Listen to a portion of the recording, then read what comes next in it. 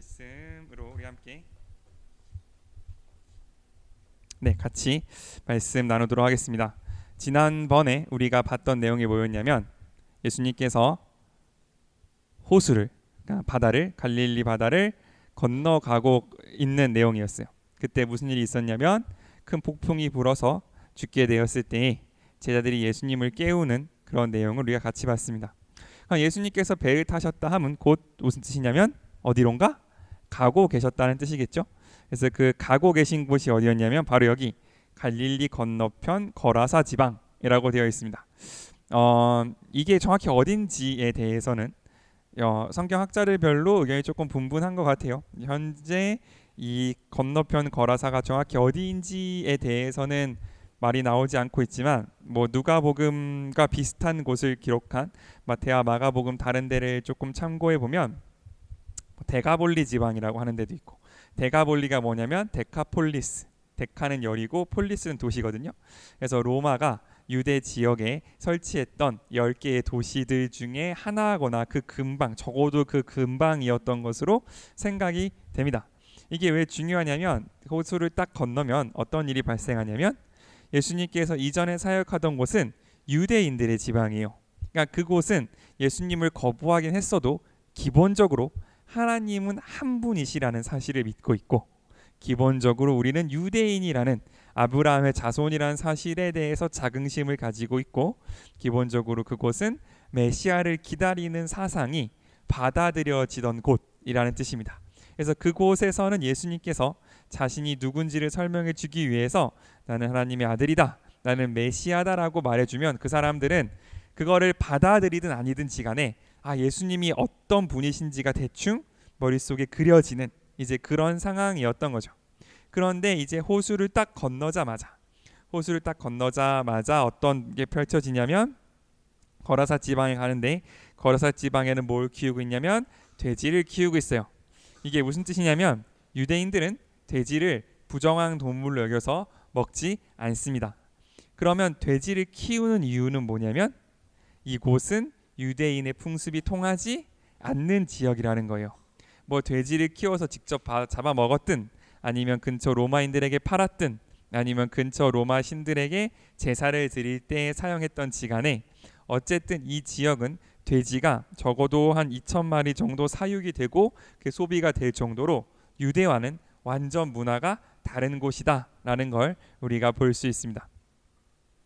그러므로 예수님께서 유대 지역에서 유대적 베이스가 없는, 그러니까 하나님이 어떤 분이신지에 대한 이해가 없는 새로운 문화권으로 넘어가셨을 때 어떤 일이 펼쳐지는지를 우리가 볼 수 있는 거고, 아마 이게 예수님 버전의 첫 번째 단기 선교 비슷한 느낌이지 않았을까 하는 생각이 듭니다. 배를 타고 먼 곳으로 가서 내가 있던 문화와 다른 문화, 물론 말은 통했고 많은 교류가 있었던 지역이었지만 어쨌든 다른 베이스의 문화가 많이 침투해져 있는 곳에 예수님께서 가셨어요. 가셨을 때 가장 먼저 만난 사람이 누구냐면 27절에 귀신 들린 사람하고 마주쳤습니다. 이 사람은 얼마나 흉악하게 귀신이 들렸는지 이 사람들이 막 뭐랄까요, 발광을 하니까, 말 그대로 귀신 들린 사람이 막 옷을 찢고 소리 지르고 빨개 벗고 돌아다니고 하니까 무서워서 쇠사슬로 잡아서 묶어두려고 많이 시도를 했지만 그렇게 하지 못하고 그냥 이 사람이 그냥 돌아다니고, 이 사람은 결국 어디에 살냐면 집에서 나와서 공동묘지에서 살고 있는 그런 사람이었던 거죠. 그래서 그 사람이 예수님을 처음 만났습니다. 그러니까 우리가 뭘 볼 수 있냐면 문화는 달라졌고 지역은 달라졌지만 사람들을 괴롭게 하는 기저에는 항상 악의 문제, 죄의 문제가 깔려 있다는 걸 우리는 볼 수 있어요. 우리가 예수님 주변에 특히 어떤 귀신의 문제가 많이 나타났던 이유는 예수님이라는 밝은 빛이 비쳤을 때에 꽁꽁 숨겨져 있었던 그 귀신의 가장 적나라한 모습이 드러나는 거다라는 이야기를 나눈 적이 있었는데, 예수님께서 이방 지역으로 가셨을 때에도 똑같은 일이 발생했던 거죠. 그들을 묶고 있는 어떤 사회적인 모습이나 식습관이나 그들의 어떤 생활 패턴은 다르다 할지라도 인간이라 하면 모두 동일하게 가지고 있는 죄의 문제, 그리고 그 죄를 이용하는 아까 귀신과 어둠의 영들에 대한 문제는 예수님 앞에 똑같은 모습으로 나타나고 있다라는 걸 우리가 볼 수 있습니다. 그러므로 우리가 삶에서 여러 문제를 대하거나 나의 모습에 대해서 어떤 아픔이 있을 때 그것을 치유하거나 바꿀 수 있는 힘은 예수님께 있는데, 그 예수님께 있다 함은 나에게 통한 예수님, 그러니까 나를 변화시키신 예수님께서 저 사람도, 나를 축복해 주신 예수님께서 저 사람도 축복해 주실 것을 우리가 믿는 믿음이라고 할 수 있어요. 그렇기 때문에 우리가 교회에서 특징적으로 하는 게 뭐냐면 간증과 나눔이잖아요. 내가 이렇게 기도했더니 주님께서 나를 이렇게 이끄셨습니다 라는 간증을 많이 하기도 하고, 때로는 결론이 나지 않았다 할지라도 이렇게 내가 믿음으로 이 상황을 받아들이고 있습니다 라는 이 간증과 나눔을 하는 이유는 그 모든 일들이 다 끝나서 좋은 일이 나왔기에 결과 보고를 하는 그런 게 아니라, 지금 내 삶을 이렇게 이끌어 가시는 주님께서 당신의 삶도 이렇게 이끌어 가시기를 바란다는 어떤 우리의 삶으로 할 수 있는 가장 큰 축복 중에 하나라는 거죠. 왜냐하면 내가 여기에 있든 저기에 있든 그 문제 해결은 항상 예수님께 있을 것이고, 예수님께서 우리를 대하시는 방법은 항상 동일하고 항상 또 그 사람에게 가장 잘 맞춰져 있는 바로 그 방법으로 우리에게 일하실 것이기 때문에 그렇습니다. 그러면 예수님께서 이방 나라에서, 이방인의 문화에서 귀신 들린 사람을 만났을 때 어떻게 하는지 우리가 조금만 더 같이 봤으면 좋겠습니다. 자, 30절입니다. 30절 우리 한 번만 같이 읽을까요? 30절 같이 읽겠습니다. 시작. 예수님이 그에게 이름이 무엇이냐고 묻자 그는 군대입니다고 대답하였다. 그것은 그에게 많은 귀신이 들어가 있었기 때문이다. 네, 많은 귀신이 들어가 있었대요. 이름이 군대라고 합니다. 이게 원어를 찾아보면 레기온이라고 하는 군대의 편제 단위인데, 적게는 한 1000명에서 많게는 한 3000명까지 속한 군대의 편제를 레기온이라고 한대요. 이 레기온이 특별한 이유를 가지는 이유가 뭐냐면, 이 레기온이 되면 단독 작전이 가능한 어떤 최소한의 군대라고 하더라고요. 한 10명 보내서 전쟁을 할 수는 없을 거 아니에요. 그런데 이 레기온이 딱 구성이 되면 그 안에 뭐 보급도 있고 뭐 병과도 있고 작전도 있고 다 있어서 이때부터는 어떤 완결된 군대로서의 조직으로 기능을 한다라고 사람들이 하더라고요. 그러니까 나는 군대입니다 라고 말하는 이 이유는 정말 그 안에 어떤 많은 귀신이 그 안에 들어있을 뿐만 아니라 그 귀신들이 나름의 체계와 질서를 가지고 그 안에서 군대처럼 작동하고 있음을 볼 수 있는 거죠. 따라서 여기서부터 이제 예수님이 귀신하고 한 2마디 이상의 대화를 나누신 적이 많지 않거든요. 그냥 나가라 수준의 얘기였지 막 넌 누구냐 이런 얘기를 하신 적이 별로 없는데, 여기만 조금 더 특별히 주님과 귀신 사이에 뭔가 커뮤니케이션이 오가고 뭔가 좀 특별한 상황이기 때문에 사람들이 요 본문에 대해서 좀 특별한 해석을 하려고 드는 경우가 많이 있는 것 같아요. 다만 제가 생각하기에는 어떤 그런 특별한 해석들은 성경의 다른 부분에 의해서 지지를 받지는 못하는 것 같습니다. 그래서 어떤 그런 이걸 더 파고들어서 뭐 귀신의 뭐 조직이 어떻고 뭐 이런 거에 우리가 너무 심취하기보다는 그냥 한 영혼에게 정말 많은 문제들이, 한 영혼에게 정말 많은 귀신들이 들려 있었던 바로 그 안타까운 상황 가운데에서 예수님이 그 사람을 만났을 때 어떤 반응이 있었냐 하는 거죠. 28절 같은 반응이 있었는데, 귀신들이 말합니다. 가장 높으신 하나님의 아들 예수님, 내가 당신과 무슨 상관이 있습니까? 부탁드립니다. 제발 나를 괴롭히지 마십시오 라고 이야기하는 거죠. 우리가 흔히 믿음의 있고 없음을 예수님을 인정하고 안 하고로 생각하는 경향이 있습니다. 하나님이 있다라고 믿으면 믿음이 있는 거고, 하나님 그런 게 어딨어 라고 말하면 믿음이 없는 거고, 물론 이것도 많지만 믿음은 거기서 하나 더 들어가는 것 같아요. 귀신들도 보자마자 알았어요. 가장 높으신 하나님의 아들 예수라는 이 고백을 사실은 성경을 가장 많이 읽고 하나님을 가장 많이 사랑한다고 말하는 바리새인과 서기관들이 해야 되는 고백인데, 이런 얘기해도 이걸 누가 하냐면 귀신들이 가장 예수님을 정확히 알아보고 가장 예수님을 정확히 인식하고 그분이 누구신지를 알고 있다는 거죠. 문제는 예수님이 누군지 알고 있냐가 아니에요. 물론 그것도 중요하겠지만 거기서 하나 더 나가야 됩니다. 바로 그 다음에 귀신들이 뭐라고 말합니까? 내가 당신과 무슨 상관이 있습니까? 예요. 귀신들의 최고 소원, 귀신들이 가장 바라는 단 한 가지는 뭐냐면 내가 하나님과 상관이 없는 상태예요. 하나님 높으신 분인 거 알겠고 하나님이 예수님이 하나님의 아들인 거 알겠는데 그게 나와는 상관이 없으면 귀신들은 살아남을 수 있어요. 예수님이 하나님의 아들이고 예수님이 많은 능력을 갖고 있고 예수님이 권세가 있는 거 다 알고 있는데 그 예수님이 나와 상관이 없으면 귀신들에게는 아무런 일도 일어나지 않는 거예요. 거기는 너무너무 살기 좋은 공간. 3,000명, 2,000 귀신을 뭐라고 세는지 모르겠지만 어쨌든 마리라 그러나 2,000마리가 들어가 있어도 거기는 아주 쾌적한 공간인 거예요. 살만한데 살 수 있는 공간인 거예요. 예수님이 없는, 예수님과 관계가 없는 곳이라면 그렇다는 겁니다. 그러면 귀신들의 유일한 기도가 뭐냐면 제발 내가 들어앉아 있는 이 사람이 예수님과 관계가 없기를. 예수님을 뭐 듣는 것도 상관없고 예수님이 누군지 아는 것도 상관없지만 이 사람이 예수님과 뭔가 관계가 맺어지면 나는 거기서 나가야 되는 거잖아요. 그렇다면 반대로 예수님을 사랑하는 사람들의 가장 큰 기도의 제목은 뭐냐면 예수님과 관계를 맺는 거겠죠. 관계를 맺는다는 건 뭐냐면 그 사람이 누군지를 알아가는 겁니다. 첫 번째, 그 사람을 알아가는 건 우리가 어떻게 알아갑니까?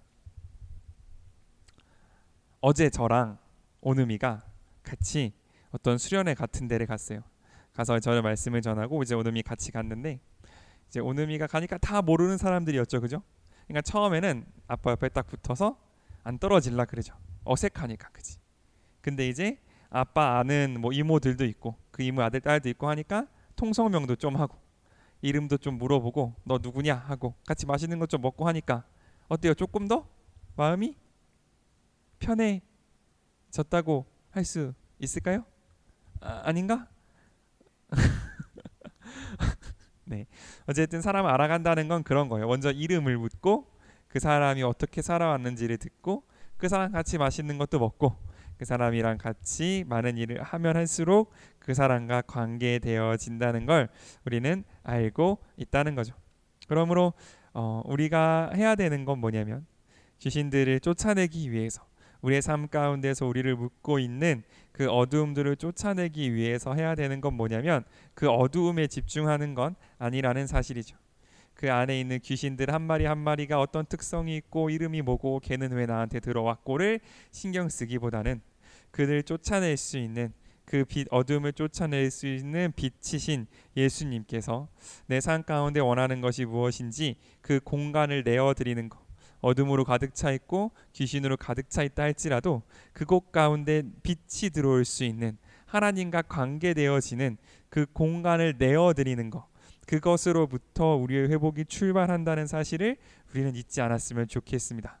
이렇게 예수님께서 강권적으로 야, 네 이름이 뭐냐? 이렇게 물으셔서 귀신을 쫓아내는 경우도 물론 있겠지만 더 많은 경우 우리의 삶 속에는 예수님께서 우리를 조금씩 우리를 찾아오시고 예수님의 빛의 공간이 어둠을 조금씩 밀어내면서 우리의 삶을 주님께 더 가까이 가져가는 경우도 많다는 사실. 이렇든 저렇든 빛이신 예수님과 우리가 관계가 맺어진다면 어두움은 우리를 터치할 수 없다, 만질 수 없다는 사실을 우리가 꼭 기억할 수 있으면 좋겠습니다. 그러면 귀신들이 놀랍게도 하는 게 있는데 예수님과 협상을 시도합니다. 대단하죠. 진짜 대단한 거예요. 예수님하고 협상을 시도하려고 한다라는 거는 진짜 한 몇천 마리 모인 군대이기 때문에 가능했던 게 아닐까 생각할 정도로 여기에만 나오는 장면입니다. 어쨌든 협상을 시도하는데 뭐라고 말하냐면 나를 어디로 들어가게 해달래요? 돼지떼 속에 들어가게 해달라라고 이야기를 합니다. 예수님이 또 허락을 하세요. 허락을 하니까 귀신들이 그 돼지에 나와서 어디로 갔대요? 돼지 떼로 들어갔대요. 그럼 이제 귀신 들린 돼지가 잘 사는 게 아니라 어떻게 됐냐면 가파른 비탈로 내달려 호수에 빠져 모두 죽었다라고 되어 있습니다. 이게 우리가 보는 성경에는 잘 나와 있지 않지만 어른들이 보는 성경에는 몰살했다라고 되어 있어요. 그러니까 예를 들어 뭐 돼지가 3,000마리 있고 귀신이 2,000마리면 3,000마리 중에 2,000마리만 가서 죽은 그런 게 아니고 그 주변에 있던 모든 돼지들이 다 물에 빠져 죽은 이제 그런 상황인 거죠. 솔직히 말씀드리자면 이 부분은 아직까지 저에게 완벽히 이해되지 않는 예수님의 행동 중에 하나입니다. 왜냐하면 저는 이 상황에서 누구의 마음이 자꾸 신경 쓰이냐면 돼지 주인도 주인인데 34절에 있어요. 돼지 치던 자들이 있습니다. 그러니까 이 사람이 돼지 주인인지는 잘 모르겠어요. 근데 아마 아니겠죠. 그러니까 돼지 주인 밑에서 이 돼지를 위임받아서 책임지고 있던 사람들이 있을 거란 말이에요. 이 사람들은 돼지가 자기 것도 아닌데 이제 이 돼지를 치고 있던 사람들인데 난데없이 그러니까 성경 다른 구절을 보면 돼지가 한 2,000마리 된다고 하거든요. 2,000마리면 제가 어제 찾아봤는데 돼지 한 마리가 돼지 농가에서 팔릴 때 60만 원이래요. 그러면 곱하면 한 12억 정도 되는 거란 말이에요. 이때 당시 돼지는 훨씬 더 귀했을 테니까 일단 그 지역 경제가 파탄나서 첫 번째로 그 지역이 돼지를 길러서 먹고 살고 있었는데 지역 경제가 파탄난 건 첫 번째 그렇고 두 번째로 이 책임이 누구한테 갈 거냐. 먼저 이 돼지를 치던 자들이 야 너 뭐 하고 있었냐는 소식을 듣겠죠. 주인한테 가서 갑자기 돼지들이 다 정신이 나가서 물에 빠져 죽었습니다 라고 말하면 주인이 그런 일이 있었군 하고 넘어가진 않을 거 아니에요. 무슨 말도 안 되는 소리냐라고 할 거고 그리고 결정적으로 이 귀신 나간 사람도 분명 그런 원망을 들었을 것 같단 말이죠. 야 너 때문에 돼지들이 다 죽었다. 야 너 때문에 너 안에 들렸던 귀신들 때문에 돼지들이 다 죽지 않았냐는 원망을 분명 들었을 것 같단 말이죠.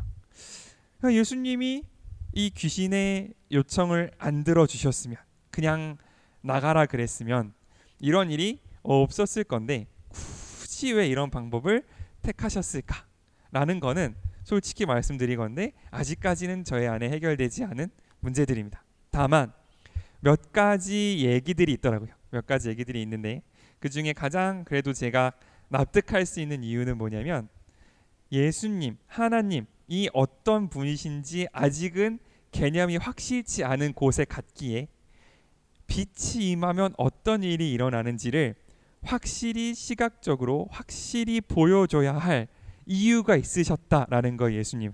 그러니까 유대교의 전통을 알고 있는 사람은 귀신이 나갔다는 사실만 듣고도 이분이 어떤 분이신지에 대해서 대충 감이 잡히는데 그런 어떤 기본이 되는 이유가 없는 이 지방에서는 예수님이 어떤 분이신지를 빛이 나면 어떤 일이 일어나는지를 알게 하기 위해서는 이런 어떤 스펙타클이 필요했다라는 게 어떤 성경학자들의 주장이더라고요. 그것도 분명 저는 맞는 말이라고 생각합니다. 다만 그 제 마음속에 있는 이 본문의 가장 약자인 그 돼지떼를 지키던 사람들의 운명은 어떻게 되었을까? 일단 실직은 분명하잖아요. 돼지가 없어졌는데 그것부터 시작해서 이 사람들의 운명이 어떻게 됐는지는 성경이 추적하고 있지 않아서 알 수 없지만 요거는 말할 수 있는 것 같아요. 예수님은 그 많은 돼지떼, 그 지방의 경제 그리고 어떤 사람들의 먹고 사는 문제보다 이 한 영혼의 회복을 더 귀하게 여기셨다라는 거는 이해가 되는 것 같아요. 그러면 그 예수님의 생각, 그 많은 돼지떼보다 이 한 영혼이 회복되는 것이 더 귀하다라는 예수님의 심정에 동의하는 사람은 이 일이 은혜로 받아들여질 거고요. 그게 아니라 그 귀신 들린 사람 하나 있는 게 뭐가 문제냐? 우리 동네 먹고 사는 게 중요하지 라고 생각하는 사람들은 어떻게 할 거냐면 37절처럼 크게 두려워하며 예수님께 떠나달라고 간청할 거예요. 예수님께 떠나달라고 간청하는 이 모습이 뭐랑 겹치냐면 군대 귀신이 당신과 나와 무슨 상관이 있습니까? 라고 말하는 것과 겹친다는 거죠. 그러므로 전 이 본문이 말하고 있는 바가 뭐라고 생각하냐면 이런 것 같아요. 예수님의 관점, 예수님이 중요하게 생각하는 그것과 나의 관점이 일치되지 않는다면 예수님의 행동은 내 안에서 납득되지도 않을 거고 해석되지도 않을 거고 그게 은혜로 다가오지도 않을 거라는 사실을 우리에게 말해주고 있다고 저는 생각합니다. 그리고 예수님께서 이 귀신 나간 사람, 귀신이 들렸다가 귀신이 나간 사람이 예수님을 따라다니고자 했을 때 그렇게 하지 말고 39절에 집으로 돌아가 하나님께서 너에게 행하신 큰 일을 이야기해 주어라 라고 말씀하시면서 그 사람을 거기에 두신 이유도 이 비교를, 제가 아까 말했잖아요. 이 사람을 볼 때마다 없어진 돼지 2,000마리가 생각날 거라고. 근데 이 사람이 그냥 예수님을 쑥 따라가 버리면 그 지방은 그저 돼지를 잃어버린 지방에서 멈추는 거잖아요.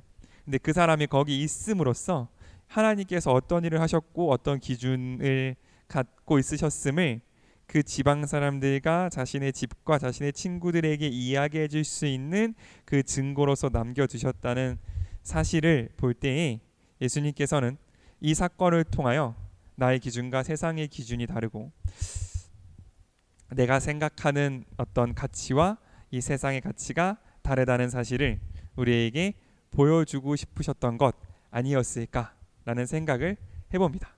물론 아직까지 마음속에 그 돼지떼 치던 분들이 마음속에 남아있기는 하지만 어쨌든 그럼에도 불구하고 예수님께서 뭐 잘해주셨겠죠. 큰 차원에서 보자면 예수님께서는 한 영혼을 구하기 위해 오셨는데 그 구하기 위해 오신 그 목적을 어느 정도냐면 그 지방의 돼지가 모두 다 죽을 정도로 한 영혼을 귀하게 생각하셨다라는 것을 우리 가운데 볼 수 있으면 좋겠습니다. 저한테 대입해 보자고요. 저한테 대입해 봅시다. 실제로 그렇다는 건 아니지만 만약에 저 옆집에 나는 모르는데 귀신 들린 사람이 산다고 쳐요. 만약에 그런데 주님이 너한테 와서 말씀하시는 거죠. 야, 네 전 재산이 필요하다. 네 전 재산을 헌금하면 죄를 치료해 줄게. 너 할래? 라고 물어보신다고 생각합시다. 나는 그 사람을 알지도 못해요. 난 그 사람하고 관계도 없어. 그냥 그 사람이 갑자기 밤 12시에 소리 지르는 게 가끔 짜증날 뿐인 어떤 그런 관계 가운데 있다고 생각해 봅시다. 그런데 예수님이 저한테 와서 야, 내가 저 영혼을 진짜 사랑하는데 저 영혼이 너무 회복됐으면 좋겠는데 네 전 재산이 필요하다 라고 했을 때 내가 아멘 주님 가져가십시오라고 말할 수 있을 건가를 우리가 한번 생각해 볼 수 있으면 좋겠다는 거죠. 그런데 예수님은 그렇게 하셨거든요. 예수님은 본인과 아무런 상관도 없는, 오히려 예수님을 미워하고 예수님을 죽이려고 했던, 실제로 예수님을 십자가에 못 박았던 우리를 위해서 그러지 않으셔도 됐던 분이 하늘 보좌를 버리고 우리 가운데 오셔서 모든 고난을 당하시고 십자가에 달려 돌아가셨거든요. 우리가 그 사랑을 할 수 있을지를 한번 무겁게 돌아볼 수 있는 이 시간이 될 수 있으면 좋겠습니다. 하나님께서 우리에게 뭔가를 요구하실 때, 하나님께서 당신의 뜻을 이루기 위하여 우리에게 무엇을 달라 하실 때 우리는 그것을 드릴 수 있는 사람인가? 그 대상이 나는 잘 모르고 오히려 나를 미워하고 오히려 나를 핍박하는 사람이라 할지라도 우리는 주님께 그것을 드릴 수 있는 사람일 것인가? 우리가 하나님과 같은 관점을 가지고 있다면 기쁨으로 드릴 수 있을 거고요. 그렇지 않다면 드릴 수 없거나 아니면 억울하게 뺏기고 하나님을 떠나는 상황이 생길 수도 있겠죠. 그러므로 우리가 정말 가장 먼저 기도할 것은 하나님, 내가 하나님과 같은 마음, 하나님과 같은 관점, 하나님과 같은 우선순위를 가질 수 있게 하여 주시옵소서. 하나님, 내가 정말 하나님이 기뻐하신 일 나도 기뻐하고 그 설령 나에게 손해가 되고 그의 설사 내 삶을 뒷걸음질치게 하는 일이라 할지라도 하나님이 행하시는 그 일 나도 기쁨으로 그 일에 동참할 수 있게 해달라고 기도할 수 있는 저와 여러분 될 수 있으면 좋겠습니다. 아멘.